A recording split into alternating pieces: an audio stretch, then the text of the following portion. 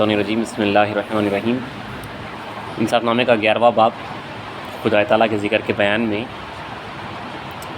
پچھلی نشست میں ذکر اللہ کے اوپر، اس کی فضیلت کے اوپر اور اس کی جو پابندی تھی، مہدی موعود علیہ السلام کی چند نقلیات اور قرآنی آیات اور رسول کی فرامین بھی سنے۔ جہاں پہ رسول نے فرمایا، اپنے صحابہ کو کہا کہ کیا میں تم کو ایسے عمل کی خبر نہ دوں جو تمہارے مالک کے پاس سب سے اچھا اور سب اعمال سے زیادہ پاک اور تمہارے درجوں کو بڑھانے والا اور سونے چاندی کی خیرات اور دشمن سے مل کر تم ان کی گردنیں مارتے اور وہ تمہاری گردنوں کے مارنے سے بھی اچھا ہے۔ صحابہ عرض کیے، یا رسول اللہ وہ عمل کیا ہے؟ تو آپ صلی اللہ علیہ وسلم نے فرمایا کہ اللہ کا ذکر ہے، جو سب اعمال کا سردار اور سب اعمال سے افضل ہے۔ اور فرمایا، جب تیری زبان یاد خدا میں تر رہتی ہے تو تو دنیا سے علیحدہ رہتا ہے، یعنی اگر آپ اللہ کے ذکر میں ہیں تو آپ تاریک دنیا اس وقت پہ اللہ مطلب تمام دنیا سے جو ہے چھوٹے ہوئے ہیں، خدا سے جڑے ہوئے ہیں۔ یہ نقل مدارک میں ہے۔ اور حضرت اور مہدی علیہ السلام اور یاران مہدی علیہ السلام کے زمانے میں نماز فجر اور نماز مغرب کے بعد کوئی شخص قرآن شریف بلند آواز سے نہیں پڑھتا تھا، اور اگر کسی یعنی طالب مولا کا بچہ روتا تو باپ اس کو اٹھا لے کر دائرے کے باہر لے جاتا، اس خیال سے کہ ایسا نہ ہو کہ ہمسائے کے حضرات رونے کی آواز سنیں اور ان کے ذکر میں خلل پیدا ہو۔ کتنا دیکھیے لحاظ رکھا جاتا تھا ذکر اللہ کرنے والوں کا، دوسرے ذاکرین کا جو لحاظ رکھا جاتا تھا۔ آگے حضرت لکھ رہے ہیں، دیکھیے، اب ہمارے گھروں میں اس وقت ایسا شور و غوغا ہوتا ہے گویا کہ مچھلہاروں کی عورتیں گڑبڑ کر رہی ہیں، محض کلام خدا اور رسول و مہدی کے خلاف ہے، اور مغرب کے بعد بھی ایسا ہی ہوتا ہے۔ مطلب ایسا شور ہنگامہ جو ہو رہا ہے، یہ تمام کا تمام جو ہے خلاف رسول مہدی کے جو ہے عمل ہو رہا ہے۔ تو قرآن بھی اگر پڑھتے تو جو ہے وہ آہستہ پڑھتے تھے، بلند آواز سے قرآن بھی نہیں پڑھا جاتا تھا۔ مہدی موعود علیہ السلام کا بھی جو ہے یہ طریقہ عمل رہا کہ اگر ذاکرین ذکر اللہ میں بیٹھے رہتے تو اگر چڑیاں پرندے وغیرہ آواز کرتے تو میں اسلام جو ہے باہر نکلتے تھے جماعت خانے کے، اور چڑیوں کو پرندوں کو جو ہے آپ اڑاتے تھے چھڑی سے، باقاعدہ ان کی آواز سے ذاکرین کو ڈسٹرب نہ ہو۔ بندگی میں شاہ دلاور رضی اللہ تعالیٰ عنہ اپنی جماعت خانے سے حجرے کو جب جاتے صبح کے وقت پہ خاص تو آپ جو ہے نالین ہاتھ میں اٹھا لے کے جاتے تھے، چپل ہاتھ میں اٹھا لے کے، حالانکہ ان لوگوں کیسا اچھا ذکر کرنے والے لوگ ہیں، وہ ڈسٹربنس وغیرہ بھی نہیں ہوتا، مگر یہ بتایا گیا کہ جو ہے طالب مولا کو خاص طور پہ شروعات میں جو ہے غیر خدا کی آواز کان میں نہیں آنا رہتا۔ ڈسٹربنس جو ہے اسٹارٹر بگنر کو جو ہے خاص طور پہ یہ شرط رہتی کہ ایسی جگہ ذکر میں بیٹھو جہاں پہ ایک دوسرے کی آواز نہ ہے، کیونکہ آپ کا جو ہے دل ایک دم وہ ڈسٹربنس ہو جاتا، آپ کو آواز آتی جو ہے اس طرف دماغ چلے آتا۔ بگنرس کے واسطے خاص طور پہ جو ہے یہ لحاظ رکھا جاتا تھا، کیوں بعد میں جو ہے ہر کسی کے واسطے جو ہے ذکر کا یہ لحاظ رکھا گیا۔ اور نیز نقل ہے حضرت مہدی علیہ السلام نے ہندی زبان میں فرمایا کہ پھاٹا پیرہن ٹوکا کھائیں، راول دیول کہیں نہ جائیں، ہمرے آئی یاہی ریت پانی لوریں اور مسید۔ چند الگ الگ الفاظ کے ساتھ جو ہے یہ آئے ہیں کہ پھاٹا پیرہن ٹوکا کھائیں، راول دیول کبھو نہ جائیں، ہم گھر آئی یاہی ریت پانی دیکھیں اور مسید، بلکہ یہ الفاظ آئے ہیں۔ اسلام نے فرمایا کہ پھٹا پرانا کپڑا پہن لے، روکھا سوکھا کھائیں، امیروں کے گھر اور بت خانوں کو نہ جائیں۔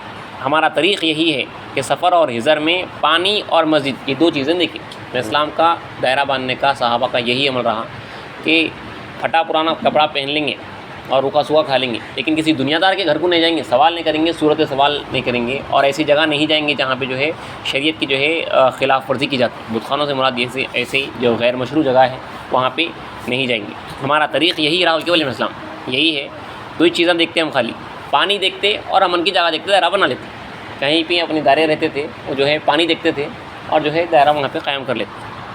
اللہ تعالیٰ سے حکایت کرتے ہوئے نبی علیہ السلام نے فرمایا، یعنی حدیث قدسی ہے، جو شخص میری محبت کا دعویٰ کرے پھر مجھے بھول جائے تو وہ جھوٹا ہے، اور جو شخص میری محبت کا دعویٰ کرے اور اپنی زبان سے غیر کا تذکرہ کرے تو وہ جھوٹا ہے، اور جو شخص میری محبت کا دعویٰ کرے اور کھانے کی لذت حاصل کرے تو وہ جھوٹا ہے۔ اللہ کے پاس کا دیکھیے معیار الگ رہتا، خدا کے پاس اگر آپ جو ہے طالب ہیں کہ اس کو بول رہے ہیں، تو اللہ کے پاس کا یہ معیار ہے کہ دعویٰ ہوا بعد جو ہے پھر غیر کا جو ہے تذکرہ نہیں ہونا، غیر کے چرچے نہیں ہونا۔ تو طالب مولا کی جو محفل رہتی ہے انہیں غیر کا تذکرہ کرتے ہی نہیں، بلکہ اس کو دیکھے تو جو ہے غیر جو رہتا وہ بھول جاتے، اللہ ہی اللہ یاد آتا ہوتے، کھانے کی لذت بھی حاصل نہیں کرتا اور نہیں. اور نیز اور شیخ جنید رحمۃ اللہ علیہ سے حکایت کی گئی ہے کہ آپ نے فرمایا کہ میں نے 30 سال شیخ عبداللہ سری سختی ان کے مرشد ہیں ان کی دہلیز پر دل کی پاسبانی کی اور غیر خدا کو دل میں آنے نہ دیا. 30 سال جو ہے انہوں نے یہ محنت کرے کہ اپنے مرشد کے دائرے میں جو ہے ان کی چوکٹ پہ جو ہے بیٹھے رہے اور اللہ کے علاوہ دوسرا خیال آنے نہیں دی دل میں 30 سال. اس کے واسطے کیا کرنا پڑا ان کو، اور 30 سال عشاء اور فجر کی نماز ایک وضو سے ادا کی. مطلب انہوں رات بھر جگتے رہے 30 سال، سوئے نہیں، سوئے تو وضو کرنا پڑتا. تو باوضو جو ہے 30 سال اس طرح انہوں گزارے ہیں اپنی دل کی حفاظت کرتے. خاص یہ مبتدیوں کے واسطے ہر ایک کے واسطے جو ہے یہ عمل رہتا، ذکر اللہ میں بیٹھو آپ کچھ بھی کرو کہ دوسرے خطرات نہیں آنا، اللہ کے علاوہ خطرات نہیں آنا رہتا. اصل خاص طور پہ اس کی نگہبانی، دل کی نگہبانی کرتے رہنا پڑتا. اس واسطے اولیاء اللہ بولتے ہوئے ہیں کہ ولی کو، فقیر کو جو ہے فاقے کا ڈر نہیں رہتا مگر خطرے کا ڈر رہتا، خیال کا. اللہ کے علاوہ خیالت نہیں آنا. تو اس کی خاص طور پہ جو ہے نگہبانی کی جاتی تھی. اسلام کے پاس بھی، صحابہ کے پاس بھی جو ہے یہ پوچھتے تھے. اسلام بھی جو ہے یہ تعلیم جو ہے دیے ہیں کہ اللہ کے علاوہ جو بھی غیر خدا کا خطرہ آیا، خیال آیا، اس کو جو ہے دل سے نکالو ہوئی تھی. تو انہوں نے دیکھیے اتنی حفاظت کرے. اب اس کے بعد جو ہے ان کو دل میں خطرہ آیا 30 سال کے بعد کہ میں ایک مقام کو پہنچ گیا، ایک کچھ حاصل ہو تو ان کو اپنے ہونے کا ایک جو ہے خیال آیا. تو حاطف نے آواز دی، آواز آئی کہ جنید وقت یہ ہے کہ زنار گوشہ ہم تجھے بتائیں گے. بعض روایت میں ہے کہ اب تو جو ہے صرف زنار نکالنے کا جو ہے وقت آیا ہے. مطلب ابھی تم جو ہے ایک آدمی سمجھیے کفر میں مبتلا ہے، مطلب جو اس وقت پہ جو کافروں کا حال رہتا تھا انہیں جو ہے بٹو لگائے ہوئے، زنار ڈالے ہوئے. اب ان کو اسلام قبول کرنا ہے تو جو ہے یہ سب مٹانا پڑتا تھا، زنار توڑنا پڑتا تھا، اس کے بعد جو ہے اسلام میں آنا پڑتا تھا. تو یہ باطن کی اس میں اللہ کا طرف سے یہ حکم آیا کہ اب تو خالی جو ہے تمہارا زنار نکالنے کا وقت آیا ابھی خالی 30 سال کے بعد. 30 سال کے بعد. تو ان کو 30 سال کا یہ خطرہ ہے کہ میں کچھ ہوں بلکہ. تو میں نے کہا، حضرت بول رہے ہیں، میں نے کہا میری خطا کیا ہے؟ جواب آیا کہ تیری ہستی خود ایک ایسا گناہ ہے جس کے مقابلے میں کوئی گناہ نہیں ہے. یعنی تو ابھی اپنی ہستی دیکھتا ہے اور ہم میں فنا نہیں ہوا. میں کچھ ہوں بلکہ خیال آ گیا ان کو 30 سال کے بعد. یہ مشہور صوفی شاعر کا شعر ہے کہ چنا در اسم او کن جسم پنہا کہ چوں گردت الف در جسم پنہا.